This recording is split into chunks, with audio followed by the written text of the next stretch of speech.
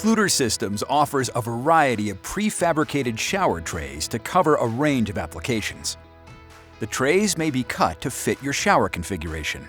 However, in some cases, such as showers with offset drain locations or unique shapes, a mortar base can be a more practical option.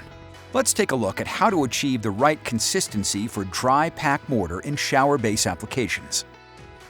Dry pack mortar is a mixture of clean sand, Portland cement, and water. For shower bases, combine 4 parts sand to 1 part Portland cement.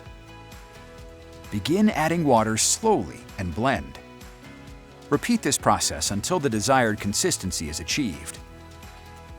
The final consistency should be such that the mortar is damp enough to hold itself together when compressed in the hand, but contains no excess water, similar to a sandcastle. The mortar that will be used to support the Kerdi drain flange should contain more water and have a looser consistency than the rest of the shower base.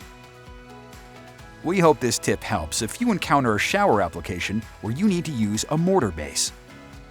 If you still have questions, please contact our customer support specialists. For more information on Schluter products, visit schluter.com or check out our YouTube channel to view our videos.